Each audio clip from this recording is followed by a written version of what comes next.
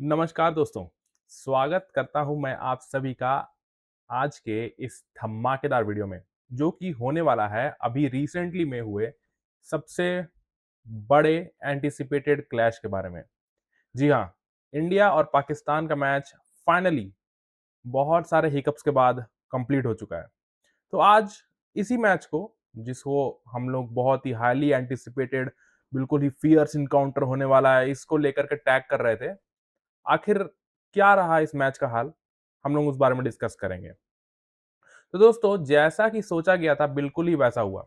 याद है मैंने प्रीव्यू में आपसे कहा था, ये पाकिस्तान की टीम आएगी, चुपचाप हार के चल जाएगी। बस वही किया इन्होंने। और क्या?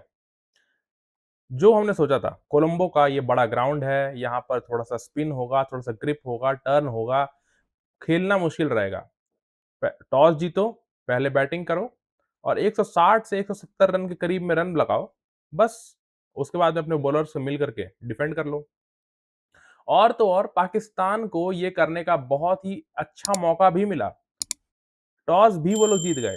टॉस के साथ हमारे इंडियन कैप्टन का थोड़ा तनातनी चल रहा है। टॉस हमारी कैप्टन कभी जीत तो पाते नहीं।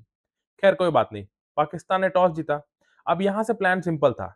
पहले बैटिंग करो। अब क्योंकि आपकी बॉलिंग आपकी स्ट्रेंथ है, तो फिर आप उसको अंडर प्रेशर लेके आओ। यानी कि पहले बैटिंग करके टोटल सेटअप करो और फिर उसे डिफेंड करो। लेकिन हमारे आगा जी ने क्या किया? आगा जी ने बोला कि पहले हम इंडिया से बैटिंग करवाएँगे। अब इंडिया के खिलाफ सबसे पहला ओवर करने के लिए खुद आगे आ गए और उसमें अभिषेक शर्मा का विकेट भी मिल गया। अब जब पता चल रहा है कि इस पिच में स्पिन को मदद है, तो फिर क्या ज़रूरत है अपने प्रीमियम फास्ट बॉलर को लाने की? शाहिन शाह अफरीदी आते हैं, 15 रन खाते हैं और पूरा का पूरा प्रेशर इंडिया से हटके वापस से पाकिस्तान के ऊपर आ जाता है। मेरे को तो ये समझ नहीं आता कि शाहिन शाह अफरीदी की अब तक इस टीम में जगह क्यों बन रही है? उनसे तो कई हद तक बेहतर है वसीम जूनियर, नसीम शाह, लेकिन शाहिन शाह अफरीदी को बार-बार ये लोग खिला रहे हैं। कितने सारे मैचेस में शाहिन शाह अफरीदी ने खराब परफॉर्मेंस कर करके टीम को हमेशा लेट डाउन किया है। लेकिन ये पाकिस्तानी टीम अपनी गलतियों से सीखते ही नहीं है, उसी को और दोहराए जाते हैं और पर कहते हैं कि हमें अपने प्लेयर्स पे पूरा भरोसा है। लेकिन उसके बाद थोड़ी-सी दिमाग आई आगा जी में और फिर स्पिन बॉलिंग लगा दिया। स्पिन बॉलिंग लगाने के बाद भी इनके जो ट्रम्प कार्ड है, जो पूरे टूर्नामेंट के पहले से बिल्कुल सस्पेंस बना हुआ था कि ये मिस्ट्री बॉलर है उस्मान तारिक, जो अपने बॉलिंग के बीच में पॉज़ लेकर के बॉलिंग करता है, आखिर वो कैसा बॉल डालेगा? उसे भी आप 10 ओवर के बाद लेकर के आए। इतना लेट इंट्रोडक्शन अपने की बॉलर का। तब तक तो आधा से ज़्यादा मैच इंडिया ने अपनी झोली में कर लिया था। यहाँ दाद देनी होगी अभिषेक शर्मा के आउट होने के बाद भी ईशान किशन की। भाई वो बंदा की पिछले 2 महीने में जो कहानी रही है, वाक़ई में काबिल-ए-तारीफ़। अगर आप मुझे 2 महीने पहले भी ये कहते कि Ishan Kishan India versus Pakistan match में खेल करके एक क्रूशियल इनिंग्स खेलेगा, जो उसे man of the match performance का खिताब भी दिला देगी, तो मैं कहता हूँ कि भाई क्या मज़ाक कर रहे हो। लेकिन सैयद मुश्ताक में खेलना, वहाँ पर फाइनल में टीम तक ले जा करके चैंपियनशिप जिताना, वहाँ पे 100 बनाना और फिर उसके बाद में इंडियन टीम में सेलेक्ट होना। इंडियन टीम में सेलेक्ट होने के बाद तिलक का इंजर्ड होना, श्रेयस अय्यर भी टीम में थे, लेकिन ईशान किशन को उनके ऊपर प्रेफ़रेंस दी गई और फिर संजू सैमसन का आउट ऑफ फॉर्म होना। सारे चीज़ें डेस्टिनी इनके तरफ ही थी और घुल-मिल करके ईशान किशन को प्लेइंग 11 में मौका मिल गया। और उस मौके का क्या फ़ायदा उठाया भाई ने।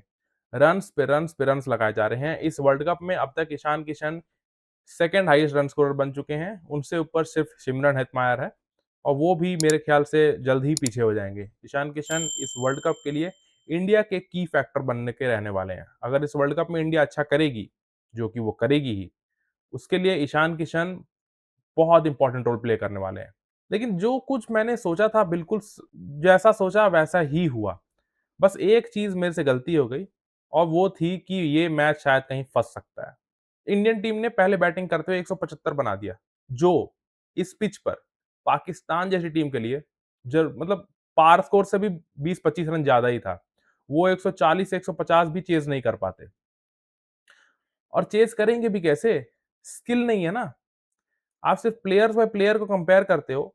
अब जिस तरह का शॉट खेलकर बाबर आज़म आउट हुए, मैं अपनी जितने भी क्रिकेट जानता हूँ, मैं ये दावे के साथ कह सकता हूँ विराट कोहली कभी भी वो शॉट नहीं खेलते।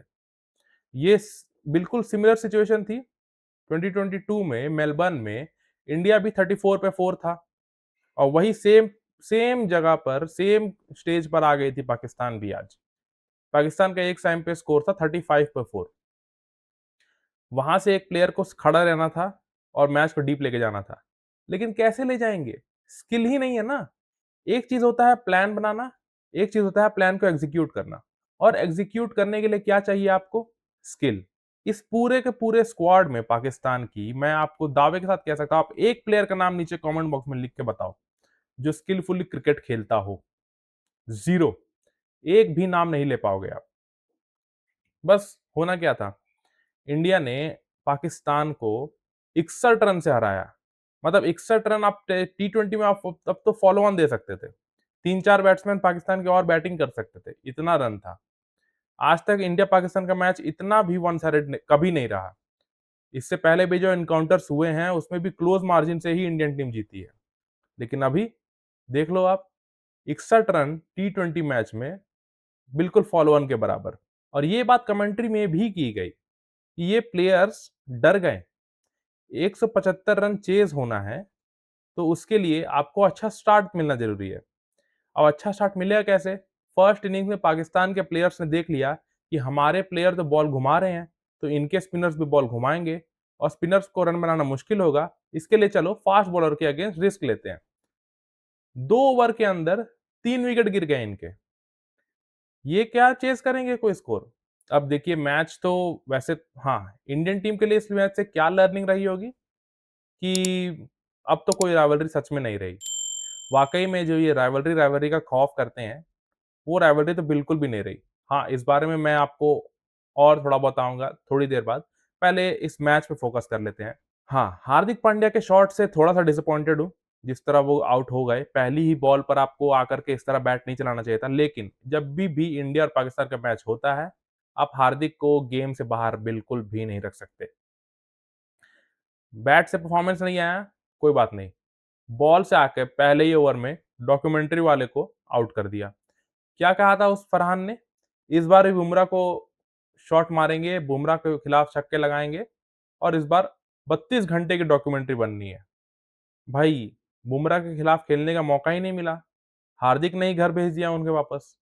और अब पाकिस्तान के ऐसे लाले पड़ चुके हैं कि अब पाकिस्तान पॉइंट्स टेबल पे आ चुकी है नंबर 3 पर। यूएसए पाकिस्तान से ऊपर आ चुकी है। अब पाकिस्तान का अगला मैच है नामीबिया के अगेंस्ट। अब अगर पाकिस्तान वो मैच खुदा ना करे हार गए, तो पाकिस्तान के घर वापसी का पूरी प्लानिंग है। वापस कोलंबो से वापस अपना कराची एयरपोर्ट का टिकट बुक कर लें। वो तो बोलो, बाकी इंडियन टीम तो थोड़ा बहुत मज़ाकी मूड में आ गई थी लास्ट लास्ट तक, नहीं तो वरना हम मैच ये आराम से 75-80 रन से जीतते। और रिंकू सिंह बॉलिंग करने आ रहे हैं, तिलक वर्मा कैच छोड़ रहे हैं, हार्दिक पांड्या को छक्के लग रहे हैं। ये तो इंडियन टीम मज़ाक करने लगी थी लास्ट लास्ट में, वरना ये मैच बहुत पहले ही खत्म हो जाता। लेकिन थोड़ा बहुत मैच को डीप भी ले जाना पड़ता है, वरना एडवर्टाइज़र्स को बहुत नुकसान होता है। अब आप सोचो एडवर्टाइज़र को नुकसान कैसे होता है? हर एक जो एड स्लॉट है, वो होता है 6 मिलियन यूएस डॉलर्स में बिकता है, हर एक एड स्लॉट में जो एड्स चलता है। यानी कि 40 एड स्लॉट्स, अब आप मैथ कर लो, 240 मिलियन यूएस डॉलर्स का एड रेवेन्यू सिर्फ मैच के बीच में, ओवर्स के बीच में एड चला करके जनरेट होता है। तो इतना बड़ा रेवेन्यू जनरेटिंग मैच था ये। और असल में क्या कोई कॉन्टेस्ट था? बिल्कुल भी नहीं। ऐसा लग रहा है कोई एसोसिएट नेशन के साथ में हम लोग खेल रहे हैं। इतना बुरा, इतनी बुरी तरह तो ये पाकिस्तान बांग्लादेश का साइड ले रहे थे।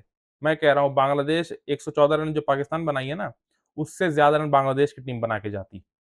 इतना घटिया परफॉर्मेंस पाकिस्तान ने कल दिखाया है। अब आ जाते हैं, लोग बात करेंगे कि भाई ये मैच को थोड़ा पॉलिटिकल बनाया जा रहा है, पॉलिटिकल इश्यू बनाया जा रहा है इंडिया पाकिस्तान मैच को। माइक एथरटन ने अपने रिपोर्ट में कहा है, आर्टिकल में, कि इंडिया पाकिस्तान का रिलेशन टॉक्सिक होने की वजह से क्रिकेट मैचेस भी टॉक्सिक हो गए हैं। देखिए, ये बात लोग को समझना ज़रूरी है कि इंडिया और पाकिस्तान हमेशा से ही, शुरू से ही एक जियोपॉलिटिकल इश्यू ही रहा है। ये बात कोई उस गोरे को समझाओ, उसकी वजह से ही रहा है। वो गोरा ही अगर 1947 में पार्टीशन नहीं करता, तो ऐसा कुछ होता ही नहीं।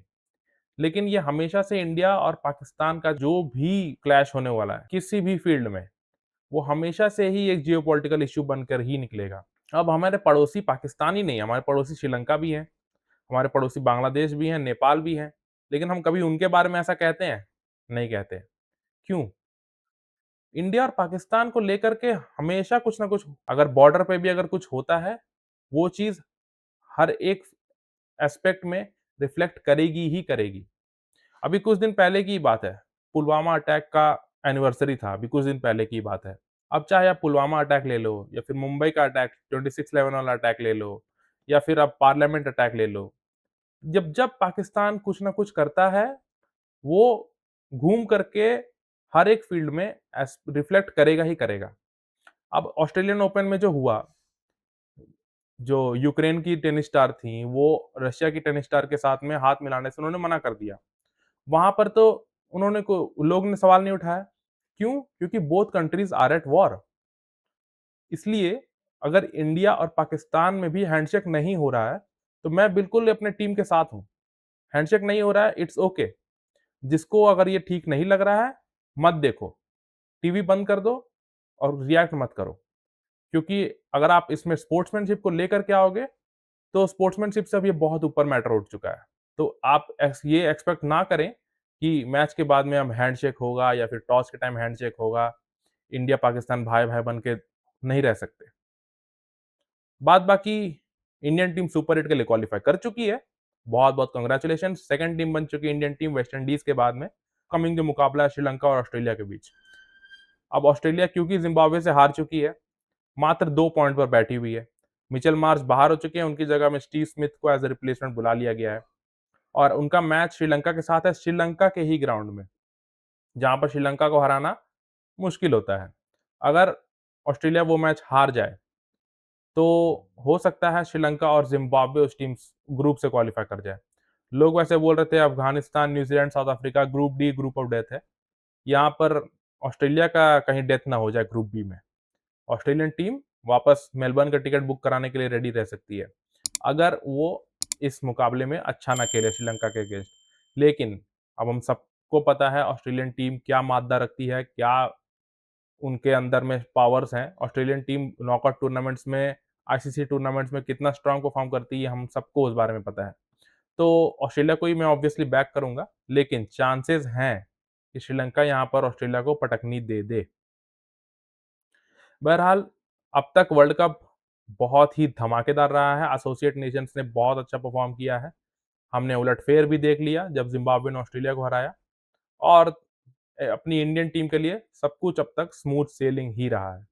राइवलरी की बात, 8-1 से हमारी इंडियन टीम आगे है, तो राइवलरी तो इसको काउंट करो ही नहीं। राइवलरी सिर्फ हमारे जो फैन्स हैं उनके बीच में रहती है।